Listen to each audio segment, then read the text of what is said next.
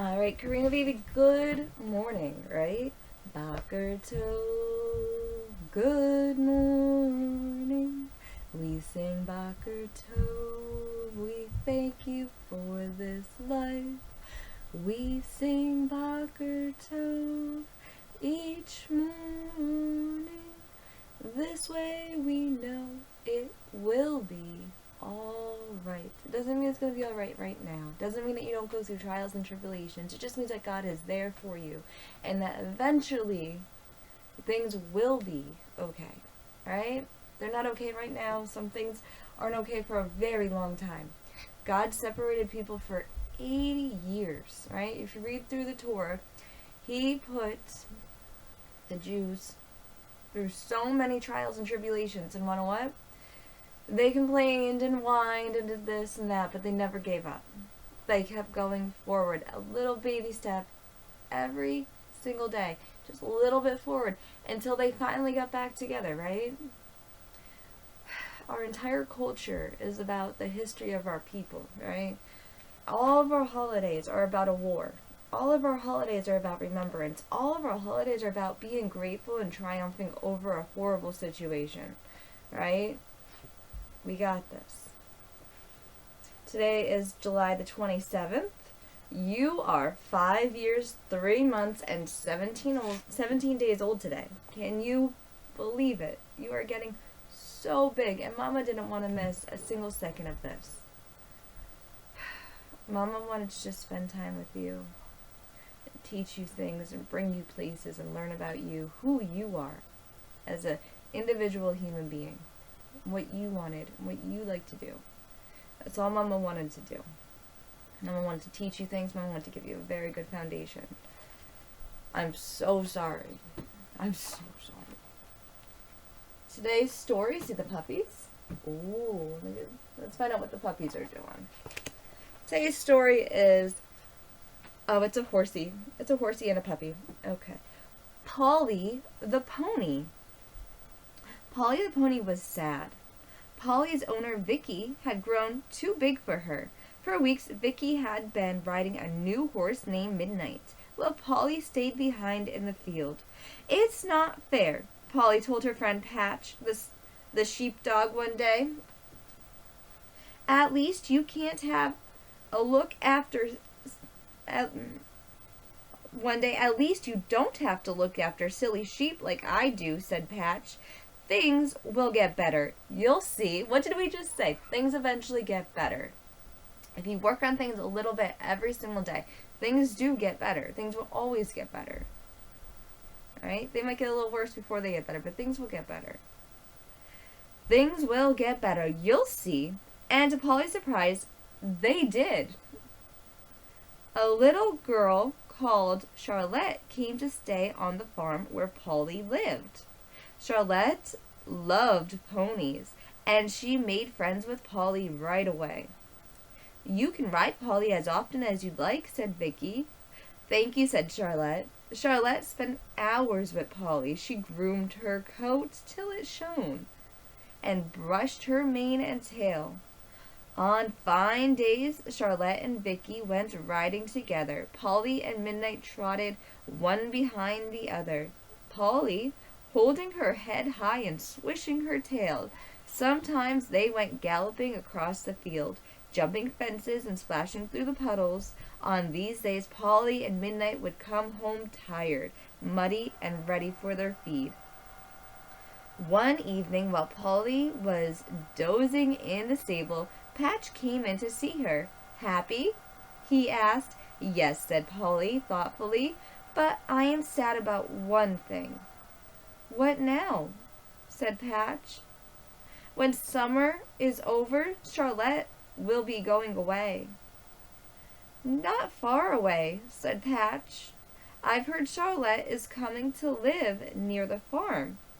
It was true. Charlotte's parents had bought a new house just down the lane, so Charlotte saw Polly every day and went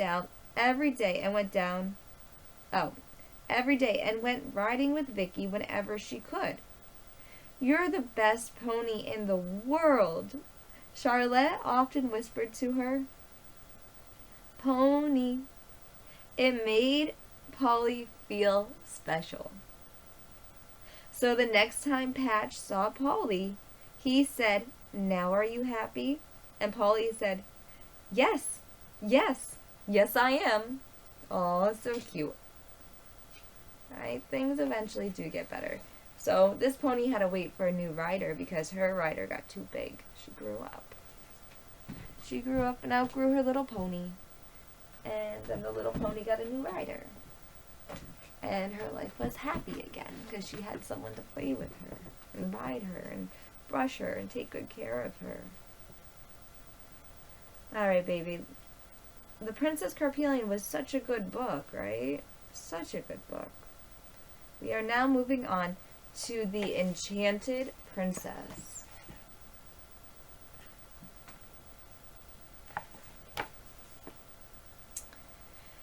She wandered in the forest with wide and sullen eyes. So she just had sad eyes. She had sullen eyes. A little shade of wildermount across her forehead lies.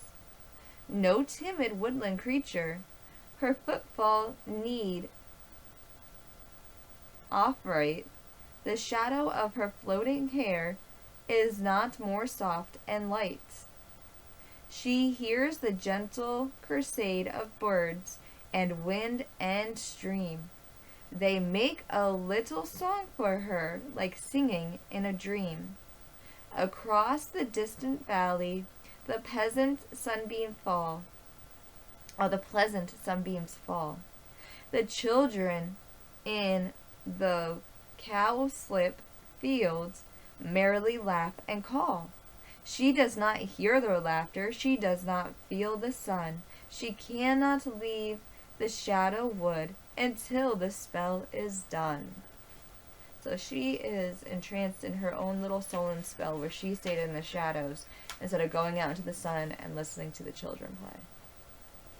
When you get sad, baby. It's true. You gotta lift yourself up. You gotta keep going forward. Mama misses you so much. I have so much sadness.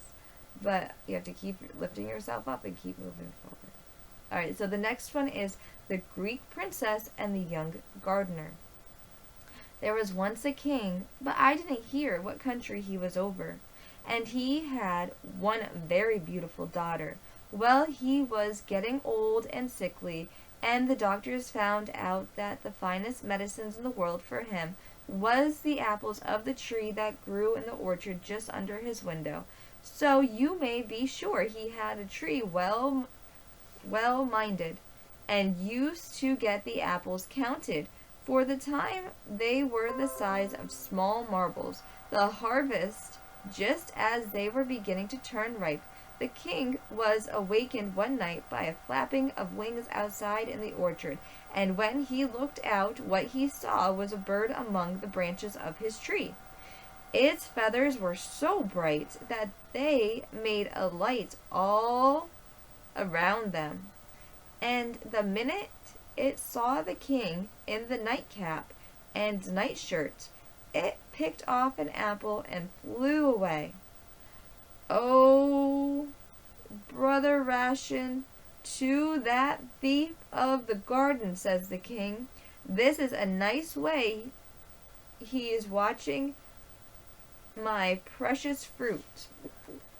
He didn't sleep a wink the rest of the night, and as soon as anyone was stirring in the palace, he sent for a gardener and abused him for his neglect. "Please, your majesty," said he, "not another apple you shall lose. My 3 sons are the best shots at the bow and arrow in the kingdom, and they and myself will watch in turn every night." When the night came, the gardener's eldest son took his post in the garden. With his bow strung and his arrow between his fingers, he watched and watched. But at the dear hour, the king, that was wide awake, heard the flapping of the wings and ran to the window.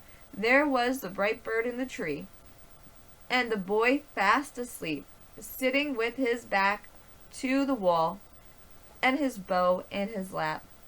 "Rise, you lazy thief," said the king. "There's the bird again," bewildered to her. Up jumped the poor fellow, but while he was fumbling with his arrow and his string, away was the bird with the nicest apple in the tree. Well, to be sure, how the king fumed and frattered, and how he abused the gardener and the boy, and what a 24 hours he spent till midnight again. He had his eyes this time on the second son of the gardener. But though he was up and lively enough, when the clock began to strike 12, it wasn't done with the last bang when he saw him stretched like one dead on the grass, and saw the bright bird again. One heard the flapping of her wings and saw her carry away the third apple. The poor fellow woke with a roar of the king let at him, and even was the time enough to let fly an arrow after the bird. He did not hit her, you may depend, and though the king was mad enough, he saw the poor fellows were under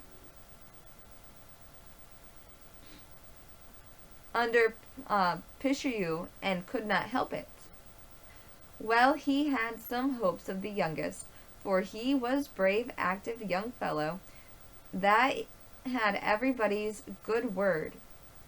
There he was ready, and there was the king watching him and talking to him at the first strike of 12, and at last clang, the brightness came before the bird lighted up the wall and tree, and the rushing of the wings was heard as it flew into the branches, but at the same instant the crack of the arrow on her side might be heard, and quarter of a mile off. Down came the arrow and the large bright feathers along with it, and away was the bird with a shriek that was enough to break a drum of the ear.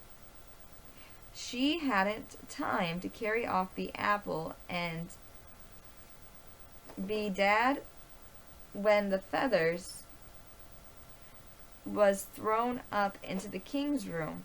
It was heavier than lead, and turned out to be the finest beaten gold. Well, there was great much made amongst the youngest boy the next day, and he watched night after night for a week, but not a mite of a bird or bird's feathers was to be seen. And then the king told him to go home and sleep. Everyone admired the beauty of the gold feathers beyond anything, and the king was fairly betwixt. He would turn it round and round, and rubbing it against his forehead and his nose the livelong day, and at last he proclaimed that he'd give his daughter and half his kingdom to whoever would bring him the bird with the golden feathers, dead or alive. The gardener's oldest son had great consent of himself, and away he went to look for the bird. In the afternoon he sat down under a tree to rest himself and eat a bit of bread and cold meat that he had in his wallet, when up came as fine as looking a fox as you'd see in a burrow of a muffin. "Musha, sir," says he, "would you spare a bit of that meat to a poor body that's hungry?" "Well," says the other, "you must have the devil's own assurance, you common robber, to ask me such a question. Here's the answer," and he left fly at the Matteram run. The arrow scraped from his side up over his back as if he was made of hammered iron, and struck the tree a couple of peaches off. Foul's play, says the fox, but I respect your young brother, and will give a bit of advice. At nightfall you'll come into a village, and one side of the street you'll see a large room light up and filled with young men and women dancing and drinking. The other side you'll see a house with no light, only from the fire into the front room, and no one near it but a man and his wife and their child. Take a fool's advice and get lodging there. With that he curled his tail over the copper and trotted off. The boy found things as the fox said, but beggins he chose the dancing and drinking, and there, well, leaving him in a week's time, when they got tired and at home waiting for him. The second son said he'd try his fortune, and off he went. He was just as ill-natured and foolish as his brother. And the same thing happened to him. Well, when a week was over, away went the youngest of all, and as sure as the hearth money, he sat under the same tree and pulled over his bread and meat, and the same fox came up and saluted him. Well, the young fellow shared his dinner with the mod heron, and wasn't long beaten after the brush, but told the others he knew all about his business. I'll help you, says he, if I find you are biteable. So, just at nightfall, you'll come into a village. Goodbye till tomorrow. It was just as the fox said, but the boy you'll come into a village, and he's going to find one house all lit up of drinking and dancing, and he doesn't want to go there. He wants to go to the nice quiet house that's only lit up by a fire. He wants to stay there for the night. Back then, travelers would just knock on people's door and ask if they could be hosted for however long they needed to be hosted for. So people would put candles in their windows, right? Like we do for Hanukkah, know how you put the candles in the windows? That's to let travelers know as they're passing by that they're welcome there. And that they could come in and have a meal and join the family. So it was just as the fox said, but the boy took care not to go near the dancers, drinkers, fiddlers, or pipers. He got welcome in a quiet house to supper and bed, and was on his journey the next morning. But the sun was the height of the trees. It was the height of the trees. He wasn't gone a quarter of a mile when he saw the fox coming out of the wood that was by the roadside. Good morrow, fox, says one. Good morrow, sir, says the other. Have you any notion how far you have to travel till you find the golden bird? Dickers a nation have I. How could I? Well, I have. She in the king's of Spain's place, and that's a good 200 miles off. Oh dear, we'll be a week going. No, we won't. Sit down on my tail, and we'll soon make it a road short. Tail, indeed, thoughted. Be the drawl, saddle, my poor Modham. Do as I tell you, so I'll leave you to yourself. Well, rather than vex him, he sat down on the tail and was spread over level like a wing, and away they went like thought. So they went away like thought. They were just like, yep, we're here. It's like a teleportation.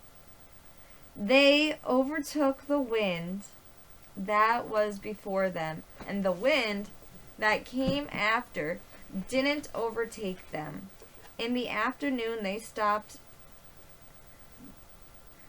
in a wood near the King of Spain's place, and there they stayed till nightfall. Now, says the fox, I'll go before you to make the minds of the guards easy, and you'll have nothing to do but go from lighted hall to another lighted hall until you find the golden bird in the last. If you have a head on you, you'll bring yourself and his cage outside the door, and no one then can lay hands on him or you. If you haven't heard, I can't help you, nor anyone else. So he went over to the gates. In a quarter of an hour the boy followed, and in the first hall he passed he saw a score of armed guards standing upright, but all dead asleep. In the next he saw a dozen, and in the next half a dozen, and in the next three, and in the room beyond that there was no guard at all, nor lamp nor candle, but it was as bright as day. For there was a golden bird in a common wood and wire cage. And on the table were the 3 apples turned into solid gold. On the same table was the most lovely golden cage eyes ever behold, and it entered the boy's head, that it would be 1,000 pities not to put the precious bird into it. The common cage was so unfit for her. Maybe he thought of the money it was worth. Anyhow, he made the exchange, and he had soon good reason to be sorry for it. The instant that shoulder of the bird's wing touched the golden wire, he let such a squeak out of him as was enough to break all the panes of glass in the windows. And at the same moment all 3 men, and half a dozen, and the dozen, and the score men were woke, and clattered their swords and spears.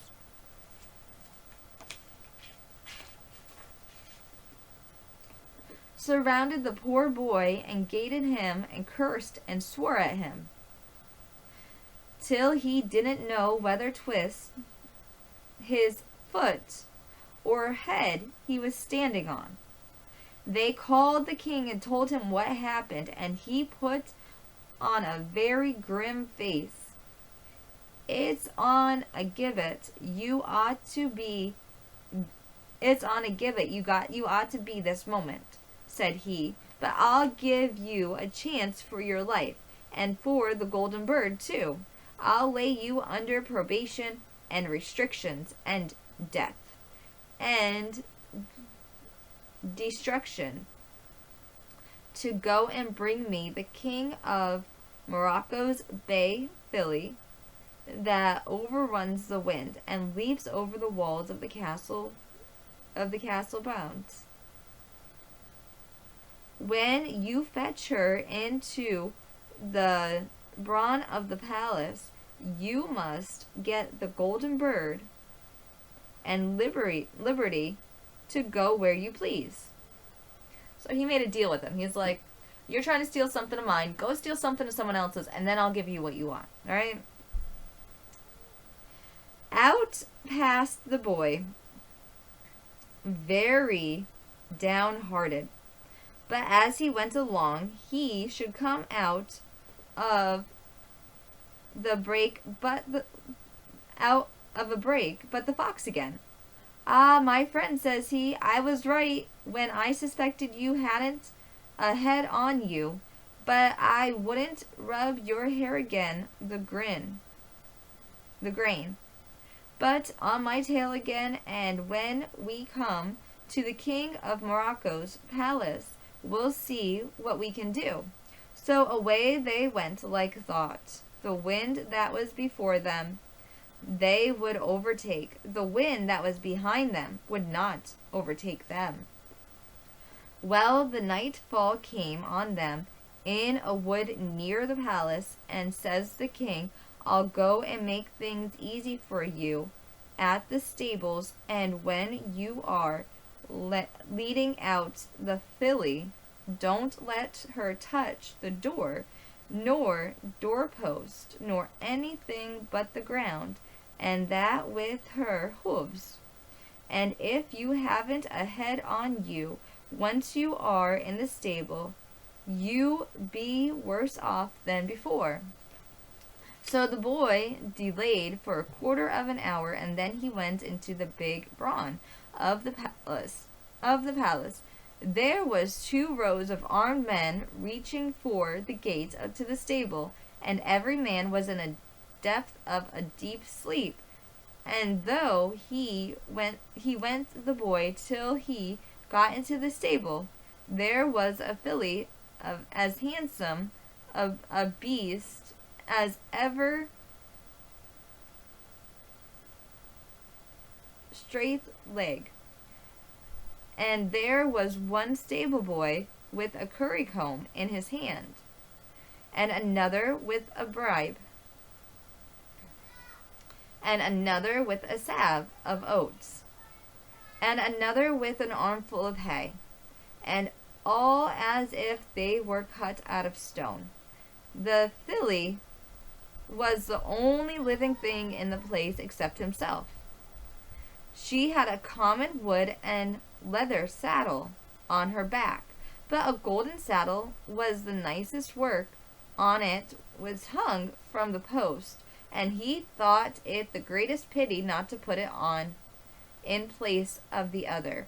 Well, I believe there was some push thought over it for the saddle. Anyhow, he took off the other and put the gold one in its place. Out came a squeal from the filly's throat when she felt the strange article that might be heard from Tombrick to Bunclady,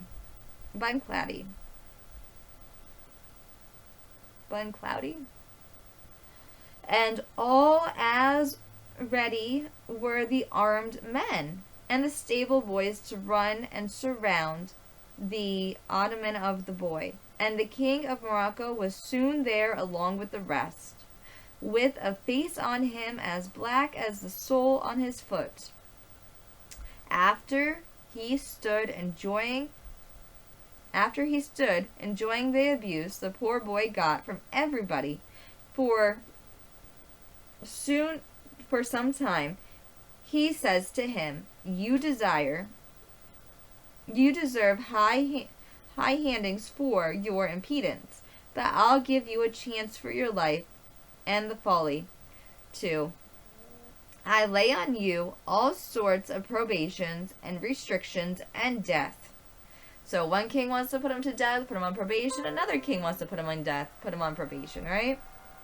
Because he's trying to take a bird for his king and his kingdom, because she stole his apples and made them into gold.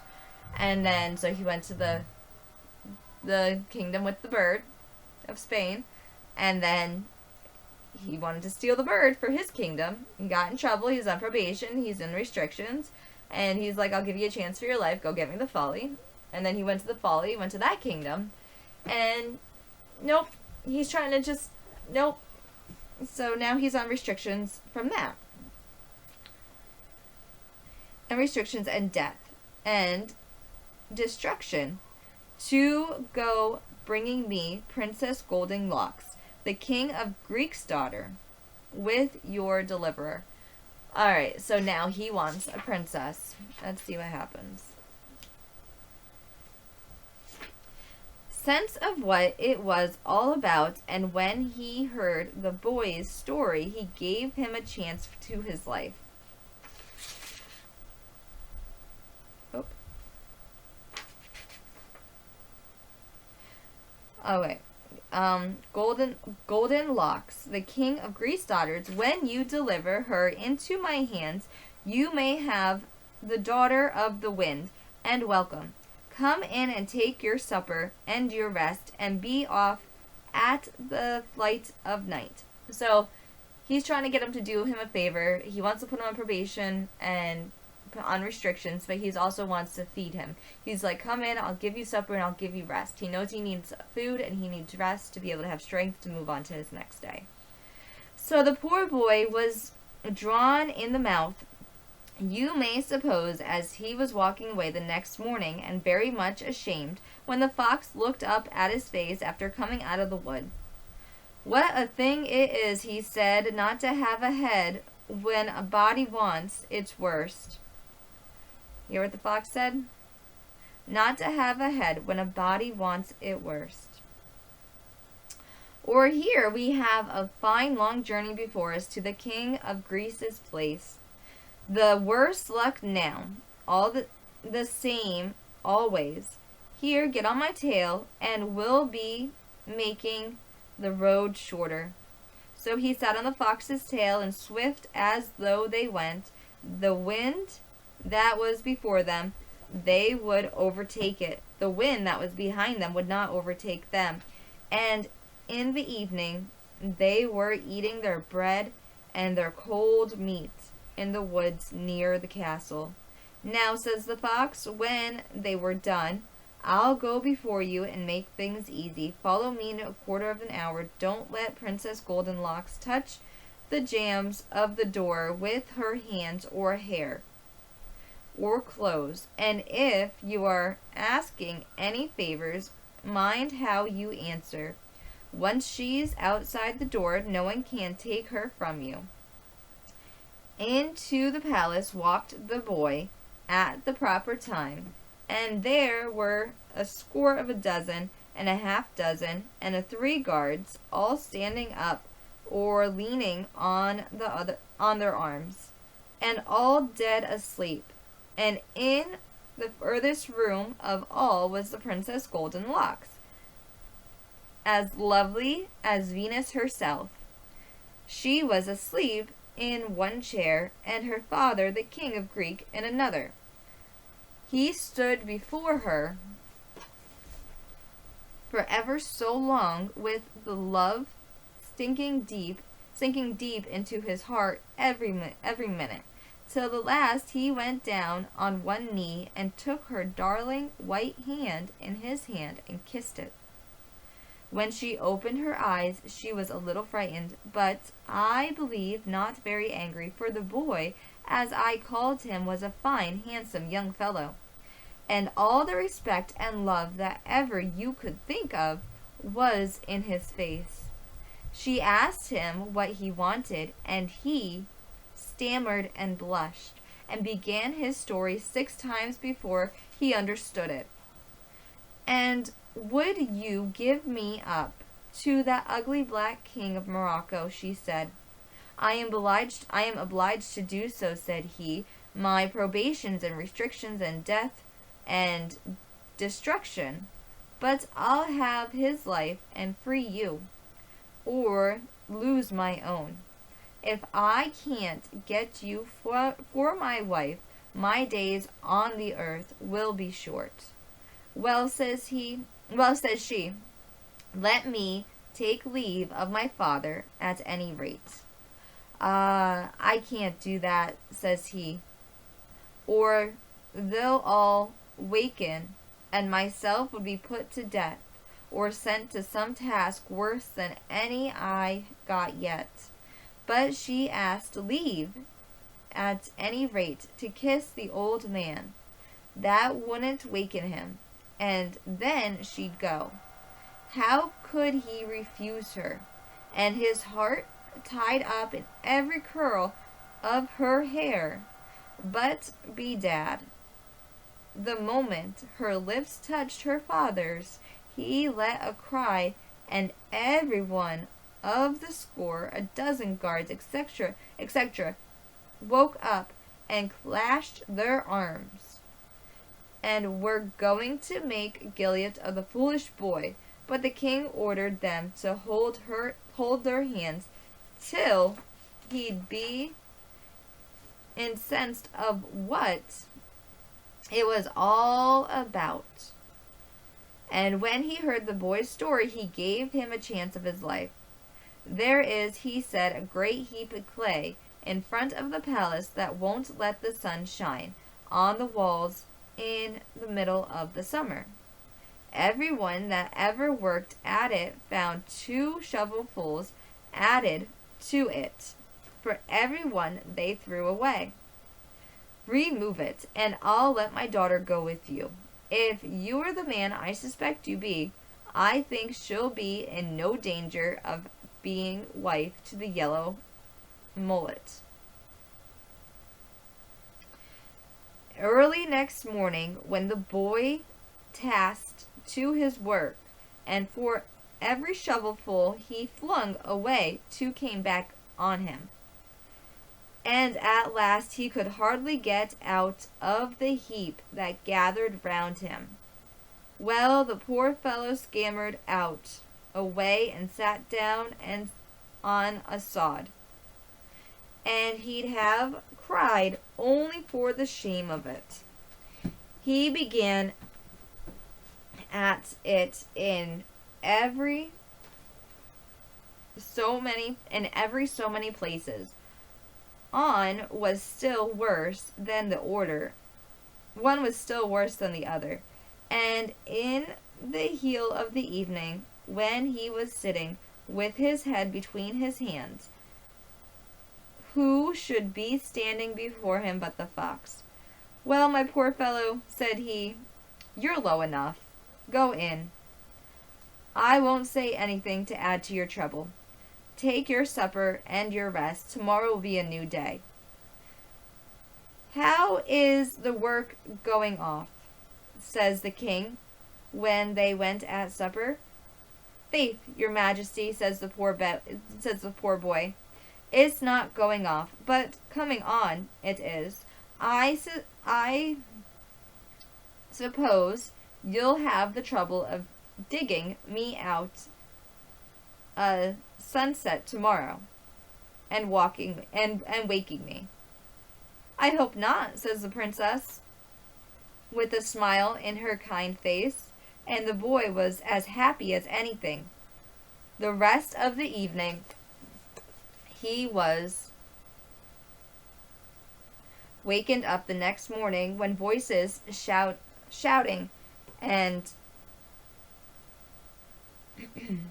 and bugles blowing and drums beating and such hullabaloo he never heard in his life before. He ran out to see what was the matter, and there were the heap of clay was the evening before, where soldiers and servants and lords and ladies dancing like mad.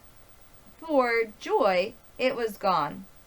Ah, my poor fox, says he to himself, this is your work.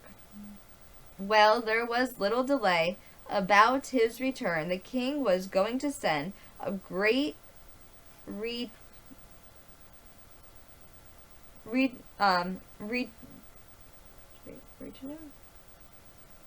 retinue to the princess and himself, but he wouldn't let him take the trouble. I have a friend, says he, that will bring us both to the king of Morocco's palace in one day. Fly away with him. There was great crying when she was parting from her father. Ah, says he, what a lonesome life I'll have now. Your poor brother in the power of that wicked witch, and kept away from us, and now you taken from me in my old age. Well, they both were walking on through the wood, and he telling her how much he loved her. Out walked the fox from behind the bark, and in a short time he and she were sitting on the bush, and holding one another fast for fear of slipping off. And away they went like thought. The wind that was before them, they would overtake it, and in the evening he and she were in the big brawn of the king of Morocco's castle. Well, says he to the boy, you've done your duty well, bringing out the bay filly. I'll give the fully of the brawn of such of such fillies if I had them. For this handsome princess, get on your steed, and here is a good purse of guineas for the road. So he gave him money. He gave him guineas. Thank you, says he. I suppose you'll let me shake hands with the princess before I start. Yes, indeed, and welcome. Well, he was some little time about the head shaking, and before it was over he had her fixed snug behind him, and well we could count 3. He and she and the filly were though all the guards and 100 peaches and 100 perches away. On they went, and the next morning they were in the wood near the King of Spain's palace, and there was the fox before him. Leave your princess here with me, says he, and go get the golden bird and the 3 apples. If you don't bring us back to Philly along with the bird, I must carry you both home myself. Well, when the King of Spain saw the boy and the filly in the brawn, he made the golden bird and the golden apples cage, and the golden apples he brought out and handed to him, and was very thankful and very glad of his prize. But the boy could not part with the nice beast without petting it and rubbing it, and well, no one was expecting such a thing. He was up on its back, and though the guards and 100 perches away, and he wasn't long tail to come to where he left his princess and the fox. They hurried away till they were safe out of the King of Spain's land, and then they went on easier, as if I was to tell you all the loving things they said to one another. The story wouldn't be over till morning. When they were passing the village of the dancing house, they found the 2 brothers begging, and they brought them along. When they came where the fox appeared first, he begged the young man to cut off his head and his tail. He would not do it for him. He shivered at the very thought, but the eldest brother was ready enough. The head and tail vanished with the blows, and the body changed into the finest young man you could see. And who was he but the princess's brother, and was bewitched. Whatever joy they had before, they had twice as much now. And they now arrived at the palace. Bonfires were set blazing, oxen roasting, and puncheons of wine put on the brawn.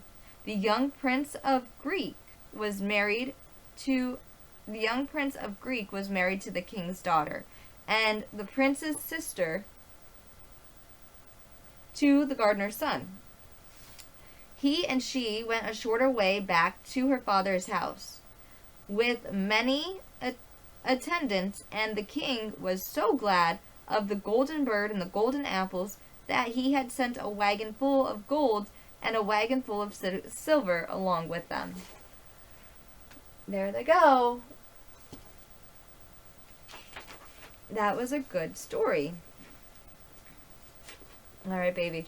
Mama loves you. I love you so very much. You have no idea how much I love you and how much I miss you. Every single day, every single second of the day, I'm constantly thinking, I can't believe this is what I'm doing instead of spending time with you. Like, because that's what mamas do. Mamas spend time with their babies. They read them books, and they take them places, and they hold them, and they feed them. Like, oh, Mama's not a career woman. Mama doesn't work outside the home. You know, that's not where I find success or joy. I find no joy in that. Mama will come home crying every single day. Everyone works hard every single day. It doesn't matter what you're doing. Mama's so grateful to be a twin, because when I was younger, we had days open. We never had a day off, right? My father used to say that, well, it's a day open for you to work on something else.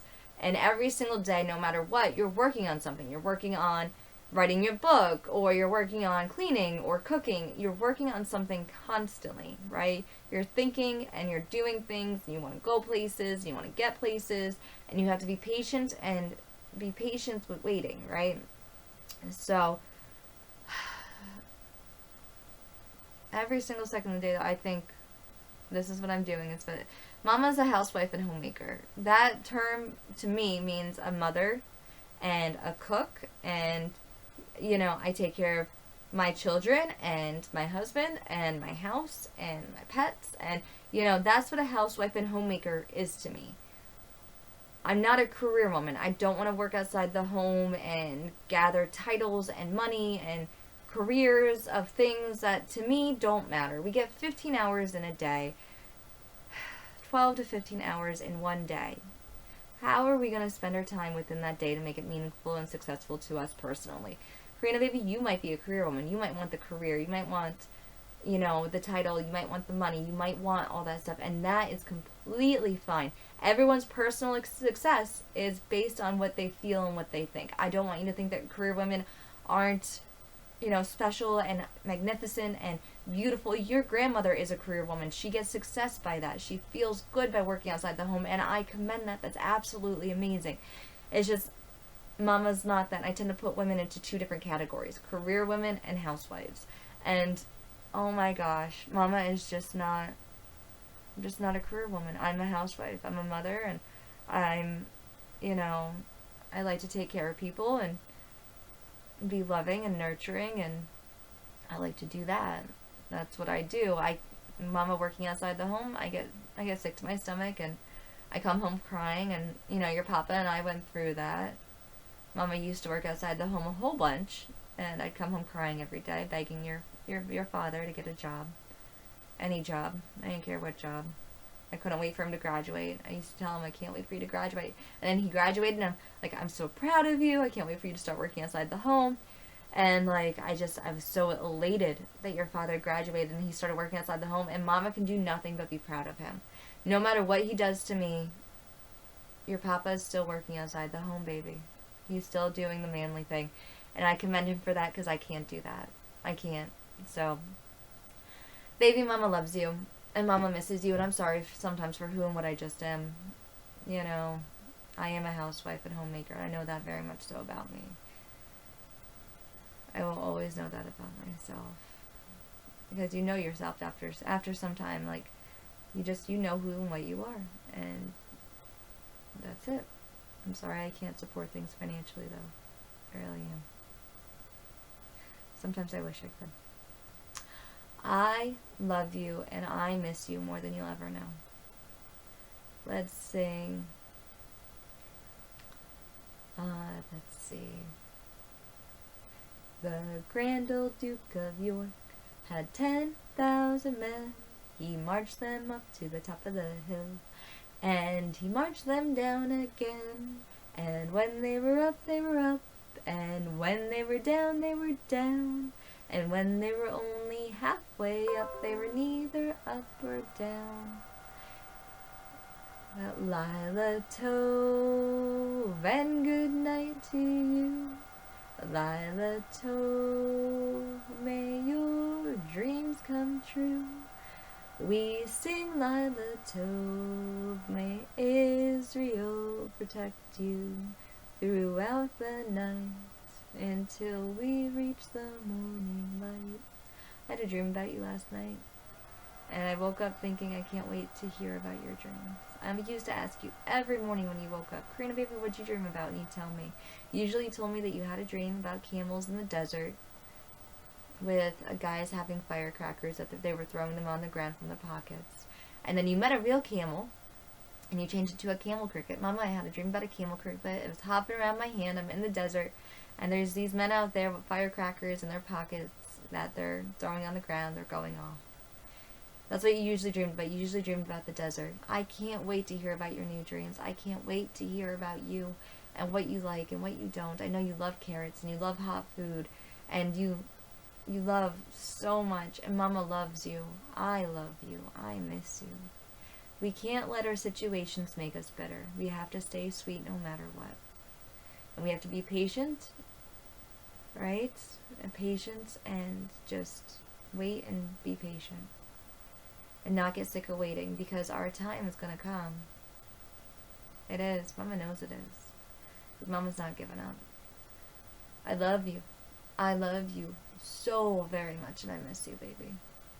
I miss you so much. Have a good day, my angel. I love you.